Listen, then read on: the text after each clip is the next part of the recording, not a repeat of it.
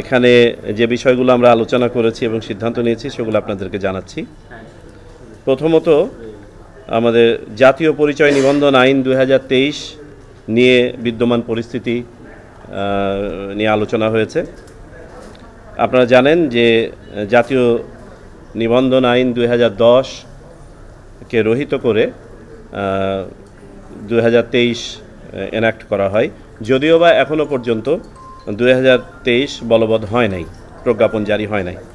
তবে ইতোমধ্যে গত কমিশন থাকতেই সিদ্ধান্ত হয়েছিল যে এই আইনটি বাতিল করত পূর্ববর্তী স্থিতাবস্থায় ফেরত নেওয়ার জন্য একটা প্রস্তাবনা সেই সময় গৃহীত হয়। সেই আলোকে 10ই সেপ্টেম্বর 2024 তারিখে একটি ডিও লেটার প্রেরণ করা হয় কমিশন থেকে।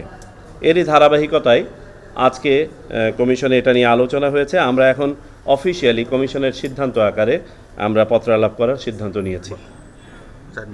দ্বিতীয় বিষয় যেটি আমরা আলোচনা করেছি সেটি বিশেষ এলাকায় ভোটার নিবন্ধনের ক্ষেত্রে বিশেষ তথ্য ফর্ম, যেটাকে আমরা ফর্ম 2 বলে থাকি, এটার ব্যবহার নিয়ে মাঠ পর্যায় থেকে আমাদের কাছে কিছু ফিডব্যাক এসেছিল যে এই ফর্ম ফিল আপ করতে গিয়ে সাধারণ নাগরিকরা ভোগান্তির শিকার হচ্ছেন, দীর্ঘসূত্রিতার মুখোমুখি পড়ছেন।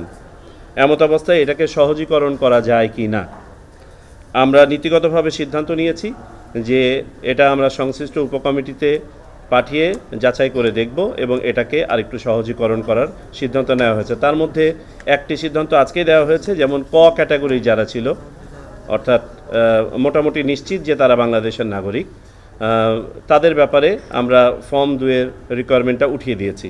বাকি যে ক্যাটাগরিগুলো আছে সেগুলোর ব্যাপারে সংশ্লিষ্ট কমিটির মাধ্যমে প্রস্তাবনা আমাদের কাছে আসবে। আপনারা জানেন এই 56টি উপজেলা মূলত আমাদের দক্ষিণ পূর্ব দিকের অবস্থিত উপজেলাগুলো, যেখানে রোহিঙ্গা এবং বিদেশি নাগরিকদের ভোটার তালিকায় প্রতারণামূলকভাবে ঢুকে যাওয়ার প্রবণতা ঠেকাতে এই ব্যবস্থা করা হয়েছে এবং এটা চলমান থাকবে। তৃতীয় বিষয় যেটা আমাদের আলোচনা হয়েছে, নির্বাচন কমিশন সচিবালয়ের জনবল কাঠামো এবং সরঞ্জামাদি হালনাগাদের বিষয়ে আলোচনা। এটি সংশ্লিষ্ট অফিসকে কম্প্রিহেন্সিভ প্রস্তাব তৈরি করতে বলা হয়েছে, যেটা আমরা প্রেরণ করব। বিবিধ দুটো বিষয় আমরা আলোচনা করেছি, রাদা 3টা বিষয় আলোচনা করেছি। ইভিএম যে প্রকল্পটা ছিল সেই প্রকল্প গত জুন মাসে শেষ হয়ে গেলেও এখনও পর্যন্ত পুরোপুরিভাবে ইভিএম টেক ওভার করা হয় নাই ইলেকশন কমিশন কর্তৃক। প্রশিক্ষণ অংশটুকু বাকি ছিল, সেই প্রশিক্ষণ এই সপ্তাহে শেষ হয়েছে। এমত অবস্থায় ইভিএমের ভবিষ্যতে কী ব্যবহার হবে না হবে সেগুলো আমরা জানি না। আমরা জানি সংস্কার কমিশনের মাধ্যমেও কিছু প্রস্তাবনা এটার ব্যাপারে আসতে পারে। সেটা যাই আসুক না কেন, বর্তমান যে মেশিনগুলো আছে সেগুলোর রক্ষণাবেক্ষণ এবং দায় দায়িত্ব, এটার অপারেশন বুঝে নেওয়ার ব্যাপারে একটা সিদ্ধান্ত হয়েছে যে আমরা জরুরি ভিত্তিতে এটার দায় দায়িত্ব বুঝে নিব, রক্ষণাবেক্ষণ করব, তারপরে ভবিষ্যতে ইভিএম সংক্রান্ত যে সিদ্ধান্ত হবে সেই অনুযায়ী এটা ব্যবহৃত হবে বা হবে না। 20 তারিখ থেকে আপনারা জানেন যে ভোটার তালিকা হালনাগাদ এবং যাচাইকরণ প্রক্রিয়া বাড়ি বাড়ি গিয়ে শুরু হবে।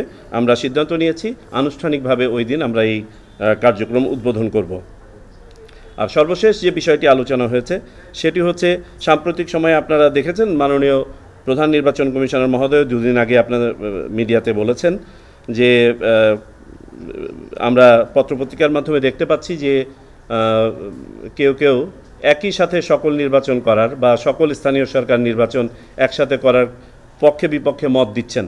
আমরা এটা নিয়ে আলোচনা করেছি, যেহেতু একটা পর্যায়ে গিয়ে এটা আমাদেরকেই কন্ডাক্ট করতে হবে এবং আমাদের প্রস্তুতি নিয়ে আলোচনা করেছি। আমরা সংশ্লিষ্ট সকল আমাদের অনুবিভাগের ফিডব্যাকের আলোকে যেটা বুঝতে পেরেছি, এটা আসলে বাস্তবসম্মত প্রস্তাব নয়, এটা সম্ভব নয়। সকল নির্বাচন একসাথে করাও সম্ভব নয়, আবার সকল স্থানীয় সরকার নির্বাচন একসাথে করা সম্ভব নয়। বিস্তারিত পরে আমরা আরও এটা নিয়ে আলোচনা করব। এই ছিল আজকের সামগ্রিক আলোচনা।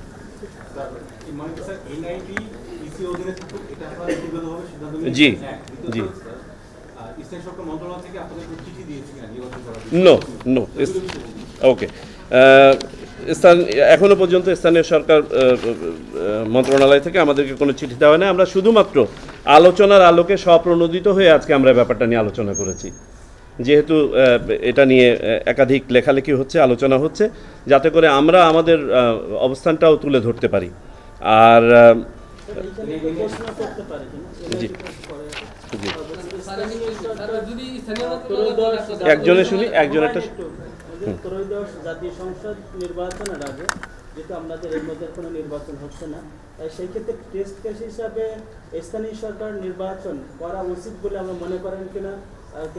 জাতীয় সংসদের বিশাল কর্মজগৎ 300 আসনে একসাথে নির্বাচন। আমি ক্যাটাগরিক্যালি বলি, আমাদের সামগ্রিক ফোকাস হচ্ছে জাতীয় নির্বাচন। কমিশন জাতীয় নির্বাচনের দিকে করছে এবং জাতীয় নির্বাচনের প্রস্তুতি থাকলে অপরাপর সকল প্রস্তুতি সম্পন্ন হয়ে যায়, এটা আপনারা জানেন।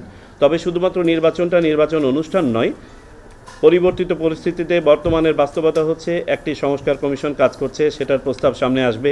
এটাকে ধারণ করে আবার আইন এবং বিধিমালার যদি কোনো সংশোধনী করতে হয় সেটার জন্য একটা টাইম আছে। বাংলাদেশের বাস্তবতায় আমাদের ওয়েদার একটা ফ্যাক্টর।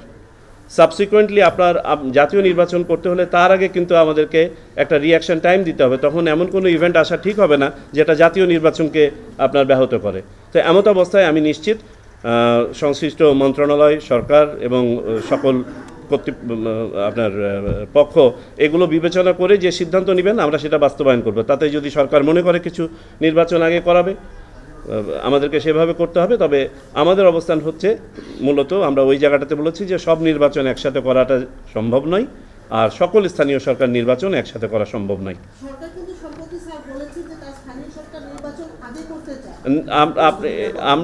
আমি যেটা পেপারে পড়ে দেখেছি, আমি যদি সঠিক দেখে থাকি, যে জাতীয় নির্বাচনের পাশাপাশি তারা স্থানীয় সরকার নির্বাচন নিয়েও ভাবছেন। কোনটা আগে বা কোনটা পরে এটা বলেন নাই, এটা আমি দেখি নাই, আমার চোখে পড়ে নাই, আপনারা হয়তো দেখে থাকতে পারেন। যাই হোক, সেটা তো সরকারি সিদ্ধান্ত, সরকার যেটা সিদ্ধান্ত নেবে সেই অনুযায়ী আমরা সেটা করতে সহায়তা করব।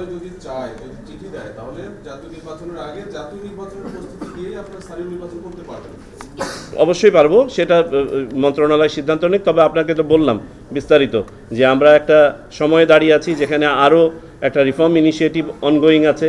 এই রিফর্ম ইনিশিয়েটিভের আলোকে যে প্রপোজালগুলো আসবে সেই প্রপোজালগুলোকে ধারণ করে আইনি পরিবর্ধন সাধনের ব্যাপার আছে।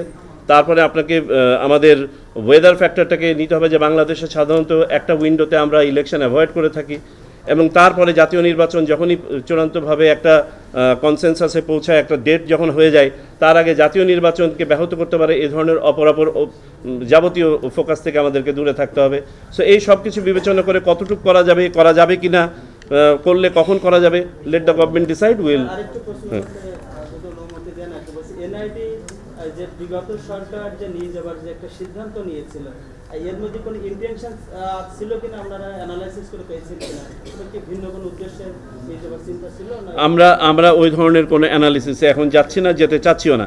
আমাদের কাছে যেটা মনে হয়েছে যে এই যে এনআইডিটা নিয়ে যাওয়া, এটা আমাদের সাংবিধানিক যে দায়িত্ব দেয়া আছে এবং সক্ষমতা দেয়া আছে নির্বাচন কমিশনকে, তার সাথে সাংঘর্ষিক এই জন্য যে আমাদের সংবিধান আমাদেরকে বলে দিয়েছে যে নির্বাচন কমিশন ভোটার তালিকা প্রস্তুত, নির্দেশ এবং নিয়ন্ত্রণের দায়িত্ব নির্বাচন কমিশনের। এবং আপনারা জানেন যে এই ডাটাবেসটা 2007 সাল থেকে নির্বাচন কমিশন নিজে এটা ডেভেলপ করেছে। এই ডাটাবেস থেকে দুটো জিনিস এখন প্রডিউস হয়, একটা হচ্ছে ভোটার তালিকা আর একটা হচ্ছে এনআইডি। এবং শুধু এই ডাটাবেসের উপর ভিত্তি করে শুধুমাত্র প্রিন্ট করার জন্য এনআইডিটা আরেকখানে যাওয়াটার আমরা যৌক্তিক মনে করি না। দ্বিতীয়ত আমরা মনে করি আমরা ইতোমধ্যে প্রশিক্ষণ করিয়েছি, আমাদের জনবল তৈরি করেছি, আমাদের সক্ষমতা তৈরি হয়েছে মাঠ পর্যায় পর্যন্ত। সো এখানে ডুপ্লিকেশন অফ এফোর্ট হবে যদি এটা করা হয়। এমত অবস্থায় আমরা মনে করি যে এটা নিয়ে যাওয়া সঙ্গত হবে না। আর ওভারঅল যে ডাটাবেসটা আমাদের নিজস্ব, সেটা আমাদের নিজস্বই থাকতে হবে, তার কারণ নির্বাচন কমিশন প্রাইমারি ডাটার উপর নির্ভর করেই ভোটার তালিকা তৈরি করবে। সুতরাং এই প্রাইমারি ডাটাটাও আমরা কারো কাছে ওইভাবে হস্তান্তর করতে পারবো না। যেহেতু একটা ডাটাবেস আছে সেন্ট্রালি, ন্যাশনাল ডাটাবেস, এটা ব্যবহার করে এখানে দুটো সার্ভিস হচ্ছে, এটা ডুপ্লিকেশনের কোনো প্রয়োজন আছে বলে মনে করি না আমরা। Thank you. আর কোনো কিছু আলোচনা করি।